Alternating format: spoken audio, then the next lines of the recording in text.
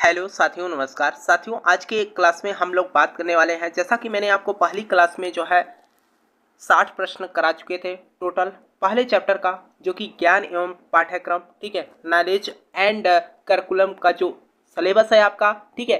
कहने का मतलब ये है मेरे भाई कि जो आप सेकेंड ईयर के स्टूडेंट हैं, BD 201 का जो है हम प्रश्न कराने वाले हैं, जो कि आपके 18 जुलाई को जो है परीक्षा होने वाला है, ठीक है साथियों। तो इसमें जो है जो इम्पोर्टेंट प्रश्न है और आपकी जो परीक्षा में पूछे गए प्रश्न है, ठीक है, आप सभी को पता है कि अगर आपने फर्स्ट ईयर की परीक्षा दिया होगा मेरे भाई आगरा यूनिवर्सिटी का बीएड का, ठीक है, तो आपको पता है कि प्रश्न जो है कहाँ से ज़्यादा पूछे जाते हैं। अगर आप जो है सीधे तौर पर बात करें, अगर आप प्रीवियस ईयर के 2-3 साल का जो है प्रश्नों को ही पढ़ के चले जाइए तो भी आपका पेपर बहुत ही अच्छा हो जाता है, ठीक है। तो इसमें जो है साथियों आपको हम जो है पूरा प्रश्न करा रहे हैं और जो इंपॉर्टेंट प्रश्न है उसके भी बारे में देख रहे हैं, ठीक है। तो साथियों आइए इस क्लास को आगे बढ़ाते हैं और साथ में आपसे रिक्वेस्ट रहेगा मेरे भाई, अगर अभी तक आपने क्लास को लाइक नहीं किया तो लाइक करिएगा, चैनल पर पहली बार विजिट करे हुआ हो तो चैनल को भी सब्सक्राइब कर लीजिएगा ताकि आपको क्लास की नोटिफिकेशन बराबर मिलता रहे। तो यहाँ पर देखिए पहला प्रश्न मेरे भाई आपका क्या कर रखा है, ज्ञान का स्रोत है। ज्ञान का जो स्रोत है यह किसने कहा? तो यहाँ पर देखिए किसने कहा वाली बात नहीं है, यहाँ पर ज्ञान का जो है स्रोत पूछा है। तो पहला कर रखा है कि प्राथमिक, दूसरा कर रखा है कि द्वितीयक, दोनों, ये दोनों प्राथमिक और द्वितीयक दोनों होता है ज्ञान का स्रोत, ठीक है। अगला प्रश्न है, स्कूल शब्द की उत्पत्ति किस भाषा के शब्द से हुई? स्कूल शब्द की उत्पत्ति किस भाषा के शब्द से हुई, ये आपको बताना है। तो यह जो है यूनानी भाषा से जो है आया, ठीक। अगला प्रश्न है, विद्यालय का कार्य है। विद्यालय का कार्य क्या है? शारीरिक विकास करना, बौद्धिक विकास करना, चारित्रिक विकास करना, उपयुक्त सभी, सभी जो है, ठीक है। शारीरिक विकास भी होता है, बौद्धिक विकास भी होता है और चारित्रिक विकास भी होता है। आंसर आपका यहाँ पर डी बन जाएगा। अगले प्रश्न की बात करें मेरे भाई तो देखिए अगला प्रश्न आपका क्या कर रखा है, कह रखा है कि व्यक्ति के स्वाभाविक विकास को कहते हैं। जो व्यक्ति होते हैं उनके स्वाभाविक विकास को क्या कहते हैं? ठीक है, अभिवृद्धि कहते हैं। क्या? अभिवृद्धि कहते हैं। आंसर आपका पहला ही बन जाएगा, ठीक। अगले प्रश्न की बात करें मेरे भाई तो अगला प्रश्न आपका कह रखा है कि एक अध्यापक के रूप में आप अपने खाली समय का उपयोग कैसे करना चाहेंगे?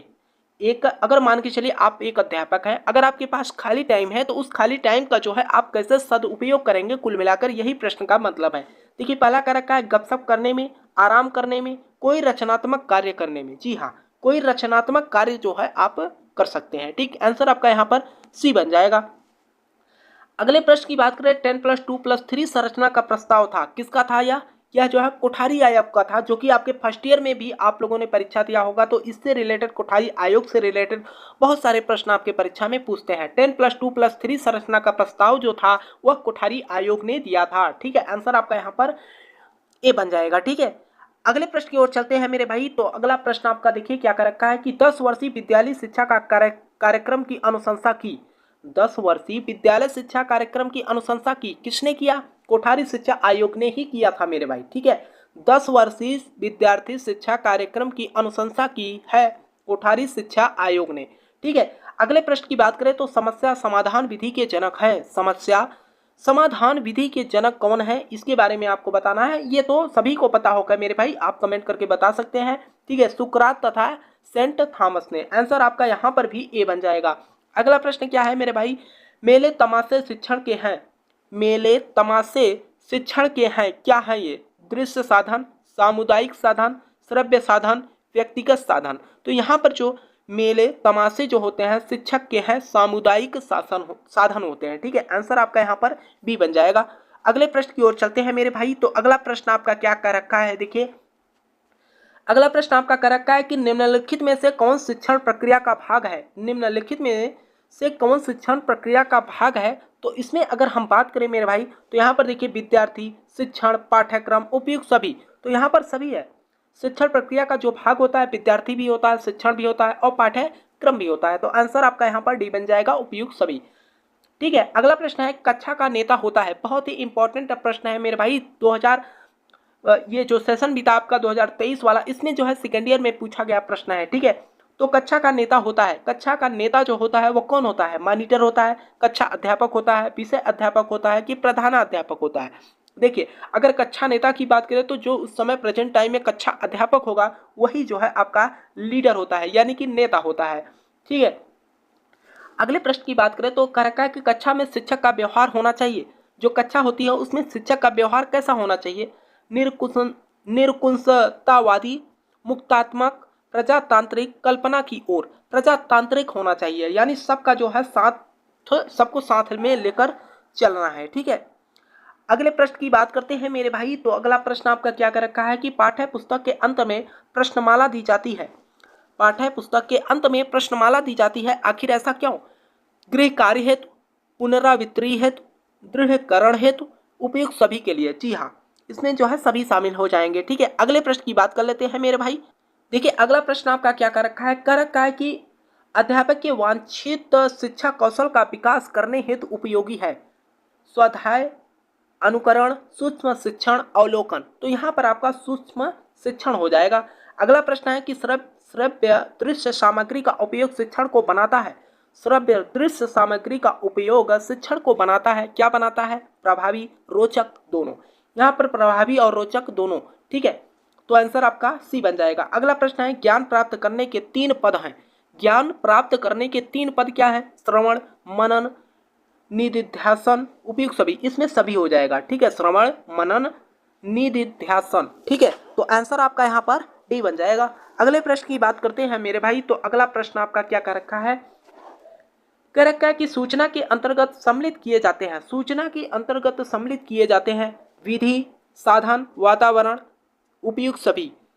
ठीक है, तो यहाँ पर अगर हम बात करें विधि, साधन, वातावरण, सभी हो जाएगा, तो आंसर आपका डी बन जाएगा। अगले प्रश्न की बात करें मेरे भाई। तो अगला प्रश्न आपका कर रखा है किसी विषय से संबंधित तथ्यों को सूचना कहते हैं। किसी विषय से संबंधित तथ्यों को सूचना कहते हैं, क्या कहते हैं? जे बेकर के अनुसार, डी बेल के अनुसार। तो यहाँ पर जे बेकर के अनुसार। ठीक है, आंसर आपका यहाँ पर पहला बन जाएगा। अगला प्रश्न है कौन से विचारधारा बालकों को शिक्षा का केंद्र बिंदु मानती है? कौन सी विचारधारा बालकों का केंद्र बिंदु मानती है, शिक्षा का केंद्र बिंदु मानती है? ठीक है, आदर्शवाद, प्रकृतिवाद, यथार्थवाद, प्रयोजनवाद। तो यहाँ पर हम बात करें तो प्रयोजनवाद आपका आंसर हो जाएगा। ठीक है, अगले प्रश्न की ओर बात करते हैं। तो अगला प्रश्न देखिए आपका क्या कर रखा है कि शिक्षा में पुरस्कार का महत्व क्या है? शिक्षा में पुरस्कार का महत्व क्या है? इसमें देखिए पहला कर रखा है कि छात्रों का सर्वांगीण विकास करना, छात्रों की नियमित उपस्थिति रखना, प्रोत्साहन देना, उपयुक्त सभी। सभी इसमें शामिल हो जाएगा। ठीक है, आंसर आपका डी बन जाएगा। शिक्षा का अर्थ है ज्ञान, ग्रंथ, कोश, कर्म। ज्ञान, शिक्षा का जो अर्थ होता है वह क्या है? ज्ञान है। ठीक है, अगला प्रश्न है कि प्लेटो के अनुसार शिक्षा का प्रमुख उद्देश्य है। प्लेटो के अनुसार शिक्षा का प्रमुख उद्देश्य क्या है? प्लेटो के अनुसार शिक्षा का प्रमुख उद्देश्य जो है व्यक्तिगत विकास है मेरे भाई। ठीक है, आंसर आपका क्या बन जाएगा? बी बन जाएगा। देखिए अगला प्रश्न आपका क्या कर रखा है, कर रखा है कि शिक्षा है, शिक्षा क्या है? एक सामान्य प्रक्रिया है, विद्यालय ज्ञान तक सीमित प्रक्रिया, जीवन पर्यंत चलने वाली क्रिया, एक समान विधि। तो यहाँ पर जो है जीवन पर्यंत चलने वाली क्रिया है, तो आंसर आपका क्या बन जाएगा? सी बन जाएगा। अगले प्रश्न की बात करें तो यहाँ पर कह रखा है कि निम्नलिखित में से कौन नियमित शिक्षा के अंतर्गत आता है? निम्नलिखित में से कौन नियमित शिक्षा के अंतर्गत आता है? तो यहाँ पर आपका क्या हो जाएगा? सामाजिक शिक्षा, समुदाय का प्रभाव, विद्यालयी पाठ्यक्रम। जी हाँ, तो यहाँ पर विद्यालयी पाठ्यक्रम आपका आंसर बन जाएगा। अगला प्रश्न है कि राष्ट्रीय जीवन में शिक्षा का कार्य है। राष्ट्रीय जीवन में शिक्षा का कार्य का क्या महत्व है? अंतर्राष्ट्रीय समझौते करना, अंतर्राष्ट्रीय तनाव बनाए रखना, संयुक्त राष्ट्र संघ से संबंध स्थापित करना, राष्ट्रीय एकता का विकास करना। तो आंसर आपका डी बन जाएगा। इसमें जो है राष्ट्रीय एकता का जो है विकास करना। ठीक, देखिए अगला प्रश्न आपका क्या कर रखा है, निम्नलिखित में से कौन सा उद्देश्य शिक्षा का सामान्य उद्देश्य हो सकता है? निम्नलिखित में से कौन सा उद्देश्य शिक्षा का सामान्य उद्देश्य हो सकता है? तो यहाँ पर अगर हम बात करें मेरे भाई, तो यहाँ पर देखिए पहला कर रखा है कि अगली कक्षा में प्रवेश, डिग्री प्राप्त करना, व्यक्तित्व का विकास, इनमें से कोई नहीं। यहाँ पर व्यक्तित्व का विकास हो जाएगा। ठीक है, अगला प्रश्न है कि शिक्षा ही राष्ट्रीय एकता का आधार है, यह कथन किसका है? शिक्षा ही राष्ट्रीय एकता का आधार है, यह कथन किसका है? पंडित जवाहरलाल नेहरू का। ठीक है, आंसर आपका सी बन जाएगा। अगला प्रश्न है कि राष्ट्रीय एकता का प्रमुख आधार क्या है?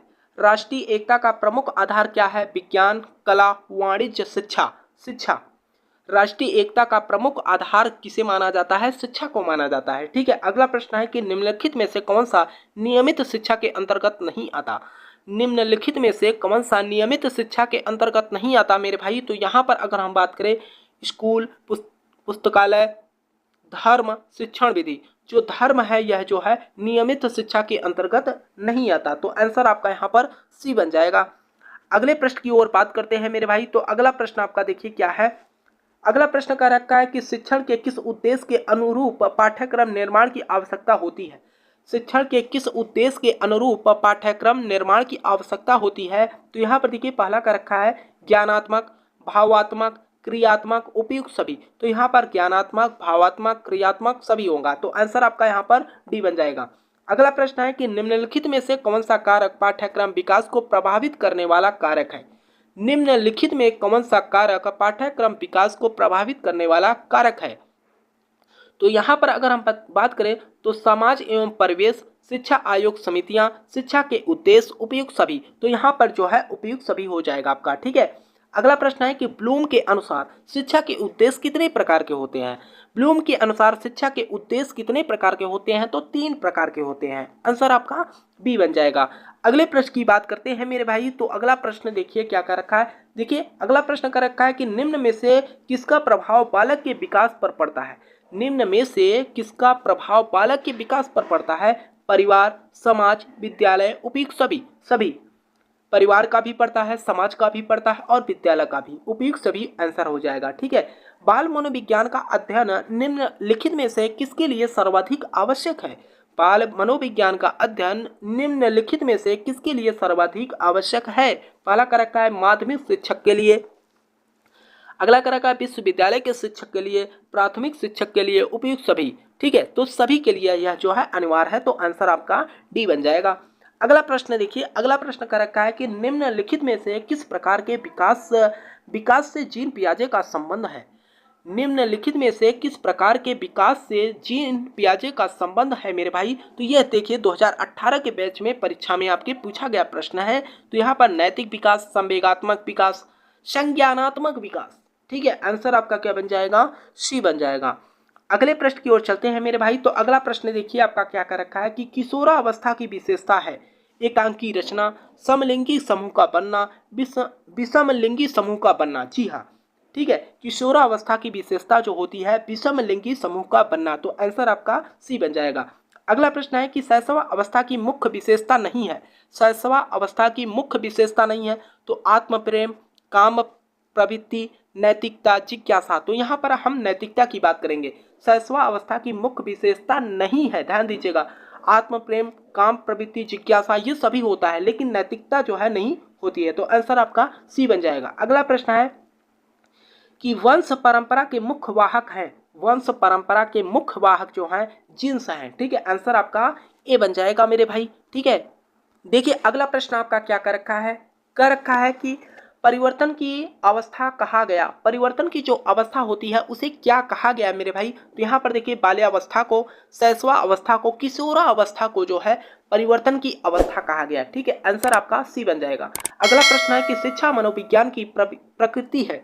शिक्षा मनोविज्ञान की प्रकृति है विज्ञान, कला, अ और ब दोनों। जी हाँ, विज्ञान और कला दोनों है। तो आंसर आपका यहाँ पर सी बन जाएगा। अगला प्रश्न है कि किस ग्रंथ में मानव विकास की 10 अवस्थाओं का वर्णन हुआ है? किस ग्रंथ में मानव विकास की 10 अवस्थाओं का वर्णन हुआ है? तो यहाँ पर आंसर की बात करें तो ऋग्वेद, रामायण, महाभारत में जो है यह जो है कहा गया है। ठीक है। आंसर आपका सी बन जाएगा। अगला प्रश्न है शिक्षा का वास्तविक उद्देश्य है। शिक्षा का वास्तविक उद्देश्य क्या है? जीविका, अधिकार, ज्ञान, विकास। तो यहाँ पर विकास से उद्देश्य है। शिक्षा का वास्तविक उद्देश्य जो है विकास से है। ठीक है। अगले प्रश्न की ओर बात करते हैं मेरे भाई। तो अगला प्रश्न आपका क्या हो जाएगा? शिक्षा और मनोविज्ञान को जोड़ने वाली कड़ी है। शिक्षा और मनोविज्ञान को जो जोड़ने वाली कड़ी होती है उसे क्या कहते हैं? समाज कहते हैं, मस्तिष्क कहते हैं, मानव व्यवहार। जो मानव व्यवहार होता है यही जो है शिक्षा और मनोविज्ञान को जोड़ने वाली कड़ी होती है। ठीक है। अगला प्रश्न क्या है? मनोविज्ञान व्यवहार और अनुभव का विज्ञान है। यह कथन किसका है? मनोविज्ञान व्यवहार और अनुभव का विकास विज्ञान है। यह कथन किसका है? वाटसन का, वुडवर्थ का, प्लेटो का, स्किनर का है। ठीक है। आंसर आपका डी बन जाएगा। ठीक है। ध्यान दीजिएगा, मनोविज्ञान व्यवहार और अनुभव का विज्ञान है। यह कथन किसका है? स्किनर का। ठीक है। अगला प्रश्न है कि शिक्षक के लिए मनोविज्ञान की उपयोगिता है। शिक्षक के लिए मनोविज्ञान की उपयोगिता क्या है? बालकों का चरित्र निर्माण करना, अनुशासन में सहायता, बाल व्यवहार का ज्ञान, उपयुक्त सभी। ठीक है, आंसर आपका डी बन जाएगा। अगला प्रश्न है कि स्किनर के अनुसार शिक्षा मनोविज्ञान का आरंभ हुआ है।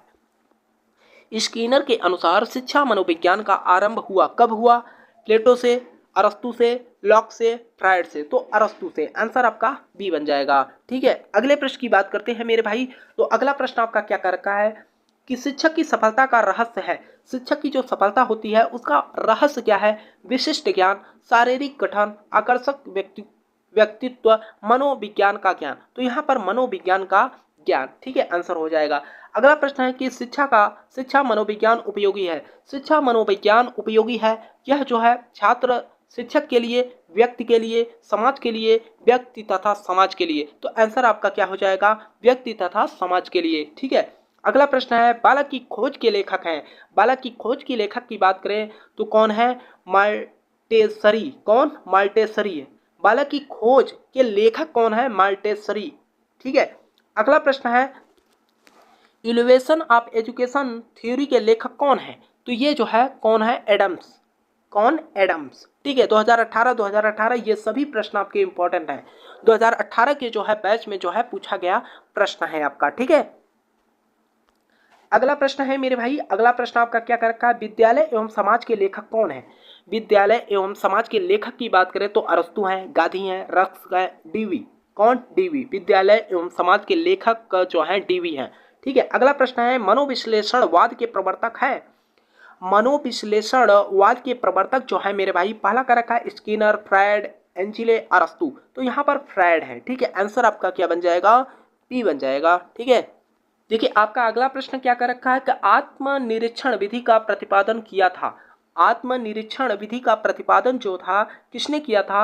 अरस्तु ने, देकांते ने, ह्यूमो ने, लॉक ने। ठीक है, आंसर आपका डी बन जाएगा। अगला प्रश्न है खेल सिखाते हैं अनुशासन, सामाजिकता, रचनात्मक, उपयुक्त सभी। खेल जो है हमें अनुशासन भी सिखाते हैं, सामाजिकता भी सिखाते हैं, रचनात्मकता भी सिखाते हैं। तो आंसर आपका उपयुक्त सभी हो जाएगा। ठीक है, अगला प्रश्न कर रखा है कि बालक के लिए खेल का महत्व है। बालक के लिए जो है खेल का क्या महत्व है? शारीरिक विकास, मानसिक विकास, सामाजिक विकास, उपयुक्त सभी। तो यहाँ पर शारीरिक विकास भी होता है, मानसिक विकास भी होता है और सामाजिक विकास भी होता है। तो आंसर आपका क्या बन जाएगा? डी बन जाएगा। ठीक है, अगला प्रश्न है कि मानव कोशिका में गुणसूत्र पाए जाते हैं। ये तो सभी को पता होगा मेरे भाई। ठीक है, यहाँ पर देखिए मानव कोशिका में गुणसूत्र पाए जाते हैं ये पूछा है। ठीक है, कितने जोड़ी पाए जाते हैं ये नहीं कहा है। तो गुणसूत्रों की संख्या जो है 46 है, अगर जोड़ियों की संख्या पूछेगी तो 23 है। ठीक है, अगला प्रश्न है। अगला प्रश्न आपका क्या कर रखा है मेरे भाई? किल्डरगार्टन पद्धति के प्रतिपादक हैं, ये कौन थे? और ये आपके 2018 के बैच में परीक्षा में पूछा गया प्रश्न है। कौन थे? फ्रावेल। ठीक है, आंसर आपका ए बन जाएगा। अगला प्रश्न है कि कृत्रिम जीन का निर्माण करने वाले भारतीय वैज्ञानिक हैं। कृत्रिम जीन का निर्माण करने वाले भारतीय वैज्ञानिक कौन थे? तो आंसर आपका क्या बन जाएगा? पहला देखिए चंद्रशेखर, डॉक्टर हरि गोविंद खुराना, डॉक्टर हरि गोविंद खुराना ही है। ठीक है, आंसर आपका बी बन जाएगा। कृत्रिम जीन का निर्माण करने वाले भारतीय वैज्ञानिक डॉक्टर हरि गोविंद खुराना है। ठीक है, अगला प्रश्न है खेल खेल में ज्ञान प्राप्त करने की प्रवृत्ति है। खेल खेल में ज्ञान प्राप्त करने की जो प्रवृत्ति होती है उसे किसने कहा? माल्टेसरी ने। ठीक है, आंसर आपका बी बन जाएगा। अगले प्रश्न की ओर चलते हैं मेरे भाई। तो अगला प्रश्न आपका क्या कर रखा है कि संसार के प्रत्येक भाग में मानव जाति के शिशुओं में विकास का प्रतिमान।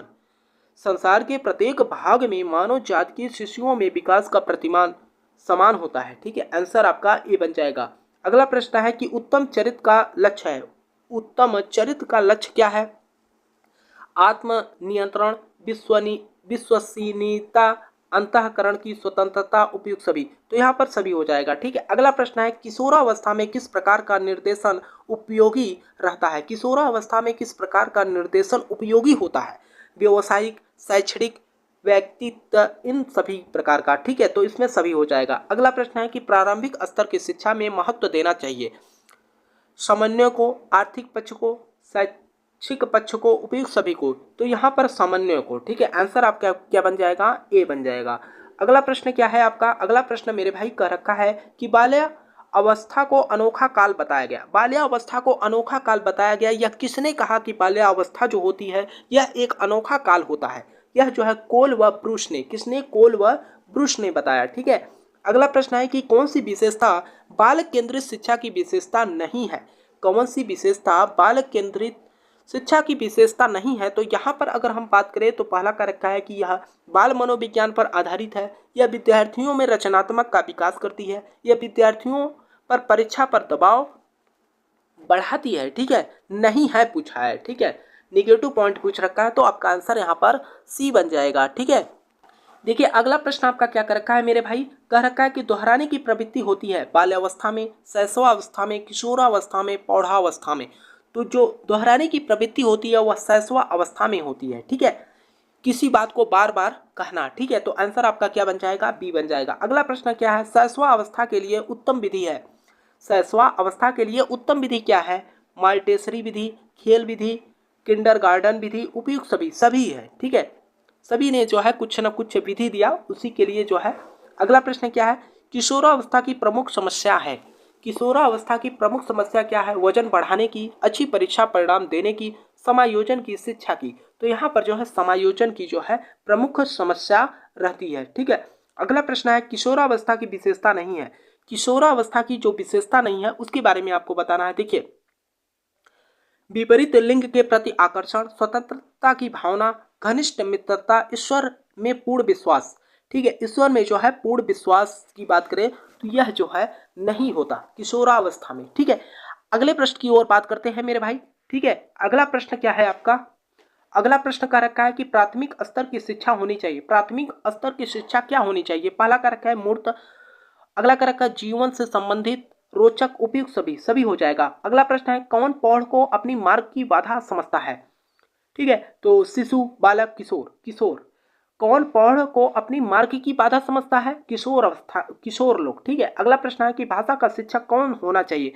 भाषा का शिक्षक कैसा होना चाहिए? ठीक है, क्या कर रहा है, औपचारिक, अनौपचारिक। ठीक है, अनौपचारिक। ठीक है, आंसर आपका बी बन जाएगा। अगला प्रश्न है कि भाषा शिक्षण में पहले कौन सा कार्य करना चाहिए? भाषा शिक्षण में पहले कौन सा कार्य करना चाहिए? तो कौन पहले कार्य करना चाहिए? मौखिक कार्य जो है पहले करना चाहिए। ठीक है, आंसर आपका क्या बन जाएगा? ए बन जाएगा। ठीक है, अगले प्रश्न की ओर चलते हैं मेरे भाई। तो अगला प्रश्न आपका क्या कर रखा है, भारत में सामान्यता प्राप्त भाषाओं की संख्या कितनी है? ठीक है, तो टोटल 22 भाषाएं जो हैं। अगला प्रश्न है, देवनागरी लिपि भारत की किस प्राचीन लिपि का आधुनिक स्वरूप है? ठीक है, कौन आधुनिक स्वरूप है? तो यह ब्राह्मी लिपि। ठीक है, अगला प्रश्न है, बच्चों के लिए सबसे आसान भाषा क्या है? बच्चों के लिए जो है सबसे आसान भाषा जो होती है मातृ भाषा होता है। ठीक है, आंसर आपका सी बन जाएगा। अगला प्रश्न है, मूल्यांकन किस प्रकार की प्रक्रिया मानी जाती है? मूल्यांकन किस प्रकार की प्रक्रिया मानी जाती है? तो अगर हम बात करें निरर्थक, सार्थक व उद्देश्यपूर्ण। ठीक है, आंसर आपका बी बन जाएगा। ठीक है, अगले प्रश्न की ओर चलते हैं मेरे भाई। तो अगला प्रश्न आपका कर रखा है, त्रिभाषा सूत्र का मुख्य संदर्भ कहाँ है? त्रिभाषा सूत्र का मुख्य संदर्भ कहाँ है? तो आंसर आपका क्या बन जाएगा? माध्यमिक स्तर पर। देखिए साथियों, आपके लिए हम जो है क्लास लेके आए, आप लोग जो है थोड़ा सा क्लास को शेयर भी करिए। ठीक है, और अभी तक अगर आपने क्लास को लाइक नहीं किया मेरे भाई तो क्लास को लाइक करिएगा। चैनल पे पहली बार विजिट कर रहे हो आप लोग तो चैनल को भी सब्सक्राइब कर लीजिएगा। ठीक है, ताकि आपको क्लास की नोटिफिकेशन बराबर मिलता रहे। ठीक है, अगले प्रश्न की बात करें तो श्रवण कौशल में कितनी शक्तियां समाहित होती हैं? तो कितनी शक्तियां समाहित होती हैं? तो केवल एक ही शक्तियां समाहित होती हैं। ठीक है, देखिए अगला प्रश्न आपका क्या कर रखा है कि 141 नंबर, रेडियो कैसा उपकरण है? रेडियो कैसा उपकरण है? दृश्य उपकरण, श्रव्य उपकरण, दोनों, इनमें से कोई नहीं। तो यहाँ पर यह जो है श्रव्य उपकरण है, केवल रेडियो से हम जो है सुन सकते हैं। ठीक, अगला प्रश्न क्या है, अगला प्रश्न का रखा है मेरे भाई, ज्ञान प्राप्ति के कितने स्रोत होते हैं? 2, 4, 5, 3। तो ज्ञान प्राप्ति के जो है 2 स्रोत होते हैं। तो आंसर आपके ए बन जाएगा। अगला प्रश्न है कि मनुष्य की कितनी ज्ञान इंद्रियां होती हैं? मनुष्य की कितनी ज्ञान इंद्रियां होती हैं? तो टोटल आपकी ज्ञान इंद्रियों की बात करें तो 5 होती है, और यह जो है 2018 में पूछा गया प्रश्न है। ठीक है, अगला प्रश्न है, ज्ञान का मुख्य स्रोत क्या है? ज्ञान का मुख्य स्रोत क्या है? तर्क, बुद्धि, श्रुति, आप्तवचन। तो तर्क है। ठीक है, अगला प्रश्न क्या है मेरे भाई, अगला प्रश्न देखिए आपका क्या कर रखा है कि बुद्धि के क्या कार्य होते हैं? बुद्धि के क्या कार्य होते हैं? सोचना, विचारना, तर्क देना, उपयुक्त सभी। तो यहाँ पर अगर हम बात करें तो उपयुक्त सभी हो जाएगा। अगला प्रश्न है तर्क किस प्रकार की प्रक्रिया है। तर्क किस प्रकार की प्रक्रिया है, तो मानसिक, बौद्धिक, ये दोनों, इनमें से कोई नहीं। तो यहाँ पर हम बात करें मानसिक भी है और बौद्धिक, आंसर आपका सी बन जाएगा। ठीक है, अगला प्रश्न है ज्ञान के द्वारा किस प्रकार के भंडारों में वृद्धि की जाती है। ज्ञान के द्वारा किस प्रकार के भंडारों में वृद्धि की जाती है, तो आपका उपस्थिति, जानकारी, अनुभव, उपयुक्त सभी। तो यहाँ पर आंसर आपका डी बन जाएगा। अगला प्रश्न है कि व्यक्तिगत अनुभव को ज्ञान का कौन सा स्रोत माना गया। ठीक है, तो आत्मिक स्रोत, सर्वविदित स्रोत, मौलिक स्रोत, उपयुक्त सभी, आंसर आपका यहाँ पर जो है डी बन जाएगा। ठीक है, अगले प्रश्न की ओर चलते हैं मेरे भाई। तो अगला प्रश्न आपका क्या कर रखा है कि वैज्ञानिक विधि के कितने तत्व हैं। वैज्ञानिक विधि के जो है कुल कितने तत्व हैं, 5 तत्व हैं। ठीक है, आंसर आपका पहला ही बन जाएगा। अगला प्रश्न है ज्ञान का मुख्य स्रोत क्या है। ज्ञान का मुख्य स्रोत क्या है, समझ होनी चाहिए, विश्वास होना चाहिए, मत होना चाहिए कि बोध होना चाहिए। तो यहाँ पर जो है विश्वास होना चाहिए। ठीक है, ज्ञान का मुख्य रूप क्या होना चाहिए, विश्वास होना चाहिए। ठीक है, अगला प्रश्न क्या है सूचना का संबंध किससे होता है। सूचना का संबंध किससे होता है, तथ्यों से, आंकड़ों से। ठीक है, आंसर आपका क्या बन जाएगा, तथ्यों और आंकड़ों दोनों हो जाएगा मेरे भाई। आंसर आपका यहाँ पर अ और ब दोनों हो जाएगा। ठीक है, अगला प्रश्न है कि सूचनाएं किस प्रकार की हो सकती हैं। सूचनाएं जो है मात्रात्मक हो सकती हैं, गुणात्मक हो सकती हैं, ये दोनों, मात्रात्मक भी हो सकती है और गुणात्मक भी हो सकती हैं। आंसर आपका यहाँ पर सी बन जाएगा। ठीक है, अगले प्रश्न की बात करें मेरे भाई, तो अगला प्रश्न आपका क्या कर रखा है, ज्ञान व्यवहारिक प्राप्ति तथा सफलता का दूसरा नाम है। यह कथन किसका है। ज्ञान व्यवहारिक प्राप्ति तथा सफलता का दूसरा नाम है, यह कथन किसका है, विलियम जेम्स का, रूसो का, रॉस का और सुकरात का। तो आंसर आपका यहाँ पर विलियम जेम्स का हो जाएगा। ठीक है, अगले प्रश्न की ओर चलते हैं मेरे भाई। देखिए आपका अगला प्रश्न आपका क्या कर रखा है इंद्रियों से मनुष्य को किस विषय में ज्ञान प्राप्त होता है। ठीक है, पहला स्थूल वस्तुओं का, प्रकृति के विभिन्न रूपों का, भौतिक संसार का, उपयुक्त सभी। तो यहाँ पर उपयुक्त सभी, स्थूल वस्तुओं का, प्रकृति के विभिन्न रूपों का, भौतिक संसार का। ठीक है, अगला प्रश्न है कि भारतीय दार्शनिक की दृष्टि में ज्ञान के प्रकार कौन से होते हैं। ठीक है, ज्ञान के प्रकार कौन से होते हैं ये आपको बताना है। तो यहाँ पर पराविद्या, अपराविद्या, उपयुक्त दोनों। ठीक है, आंसर आपका सी बन जाएगा। अगला प्रश्न है गणित शास्त्र के क्षेत्र व तर्क शास्त्र के क्षेत्र में कौन सा ज्ञान मिलता है। कौन सा ज्ञान मिलता है, ये प्रियोरी ज्ञान। ठीक है, आंसर आपका क्या बन जाएगा, ए बन जाएगा। अगला प्रश्न है कि विस्तृत रूप से ज्ञान के प्रकार कौन से होते हैं। ठीक है, प्रागुणोभाविक ज्ञान, प्रायोगिक ज्ञान, ये दोनों। ठीक है, अ और ब दोनों हो जाएगा। अगला प्रश्न आपका क्या है मेरे भाई, अगला प्रश्न देखिए आपका क्या है, का ज्ञान के मुख्य अतिरिक्त स्रोत क्या है। श्रुति, प्रयोगात्मक, उपयुक्त दोनों। तो आंसर आपका सी बन जाएगा। अगला प्रश्न है कि प्रयोग सिद्धि ज्ञान किस पर आधारित है। प्रयोग सिद्धि ज्ञान किस पर आधारित है, अनुभवों पर, निरीक्षणों पर, अवलोकन पर, उपयुक्त सभी। तो आंसर आपका मेरे भाई यहाँ पर डी बन जाएगा। ठीक है, अगले प्रश्न की बात कर लेते हैं मेरे भाई। अगला प्रश्न आपका क्या कर रखा है, किसने कहा कि ज्ञान प्राप्त करने की वास्तविक विधि अनुभव है।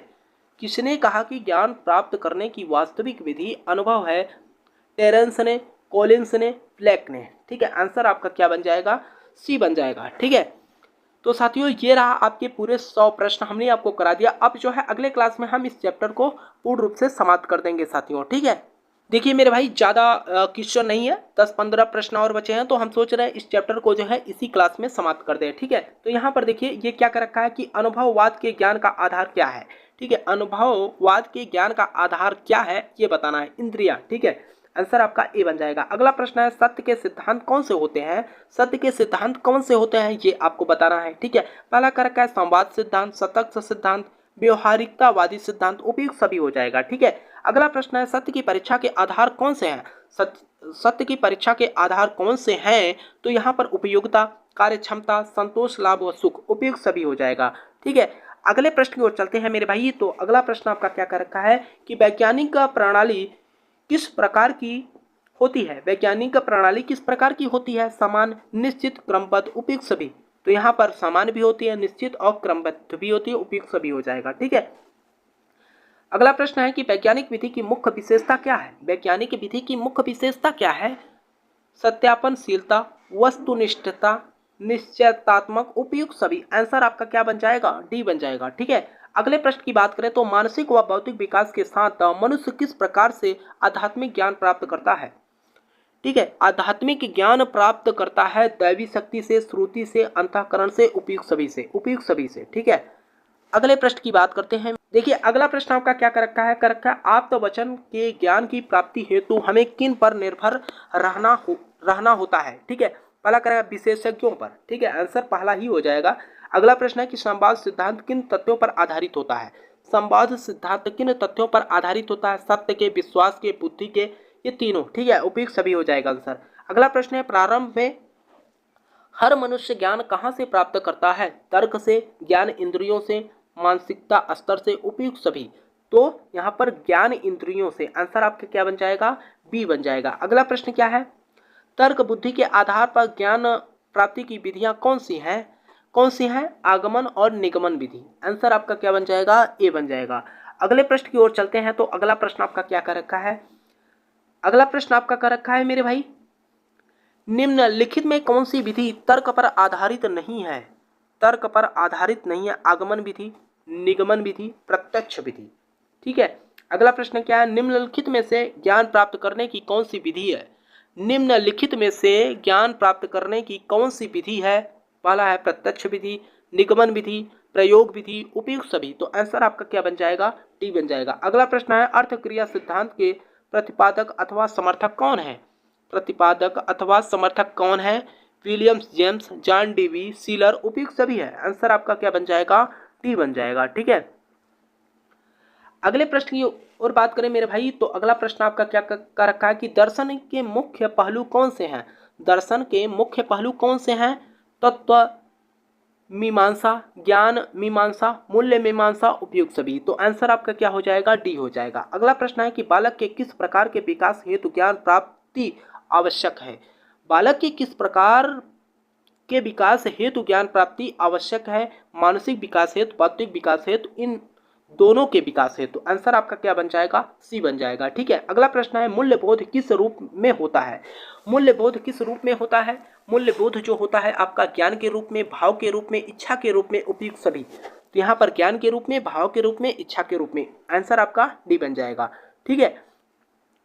अगले प्रश्न की बात कर ले मेरे भाई, तो अगला प्रश्न आपका क्या रखा है कि ज्ञान रूपी शिक्षा के स्रोत कौन कौन होते हैं, ज्ञान रूपी शिक्षा के स्रोत कौन कौन से होते हैं, परिवार, समुदाय, समाज, उपयुक्त सभी। ऐसा प्रश्न एक प्रश्न हम लोग कर चुके हैं, परिवार, समुदाय, समाज। ठीक है, आंसर डी बन जाएगा।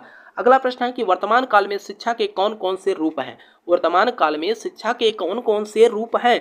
ठीक है, पहला का रखा है औपचारिक, अनौपचारिक, निरौपचारिक, उपयुक्त सभी। तो आंसर आपका क्या बन जाएगा, डी बन जाएगा। अगला प्रश्न है कि औपचारिक ज्ञान का उद्देश्य क्या होता है, औपचारिक ज्ञान का उद्देश्य क्या होता है, मानव का मानसिक विकास, मानव का शारीरिक विकास, व्यवसाय हेतु तैयार करना, इनमें से कोई नहीं। तो अगर हम आंसर की बात करें तो मानव का मानसिक विकास हो जाएगा। तो आंसर आपका यहाँ पर पहला बन जाएगा मेरे भाई। ये देखिए आपका अंतिम प्रश्न है पहले चैप्टर का। ठीक है, पहले चैप्टर का अंतिम प्रश्न है। अब जो है हम आपको दूसरा चैप्टर कराएंगे और दूसरे क्लास में। ठीक है, निरौपचारिक शिक्षा किस प्रकार की प्रक्रिया होती है, निरौपचारिक शिक्षा किस प्रकार की प्रक्रिया होती है, तो चेतनशील होती है। ठीक है, आंसर आपका ए बन जाएगा। अब देखिए जो दूसरा चैप्टर है मेरे भाई, उसके बारे में हम जो है अगले क्लास में बात करेंगे। पहली क्लास में जो है हमने पूरे चैप्टर को जो है एक ही क्लास में समाप्त कर दिया साथियों। इसमें टोटल 180 प्रश्न थे, तो यहीं से जो है आपकी परीक्षा में प्रश्न देखने को मिलेगा। ठीक है, अगर आप आगरा यूनिवर्सिटी से बीएड कर रहे हैं मेरे भाई, फर्स्ट ईयर में आपने परीक्षा दिया था, तो आपको पता होगा कि कहाँ से जो है प्रश्न ज़्यादा पूछता है। ठीक है मेरे भाई, तो हमने आपको पूरा टोटल प्रश्न जो है पहले चैप्टर का करा चुके हैं। अब दूसरे चैप्टर का प्रश्न हम दूसरे क्लास में ही समाप्त कर देंगे। ठीक है साथियों, तो साथियों आपसे हम रिक्वेस्ट करेंगे कि अगर अभी तक आपने क्लास को शेयर नहीं किया मेरे भाई, तो क्लास को भी शेयर करिएगा। ठीक है, और अगर क्लास को लाइक नहीं किया तो क्लास को लाइक करिएगा। अगर आपने चैनल पे पहली बार विजिट कर रहे हो मेरे भाई, तो चैनल को भी सब्सक्राइब कर लीजिएगा, ताकि कोई भी लेटेस्ट अपडेट आए तो आपको हमारे चैनल के माध्यम से जानकारी मिल सके। ठीक है साथियों, तब तक के लिए साथियों आपसे हम मिलते हैं अगले वीडियो में। तब तक के लिए जय हिंद, जय भारत।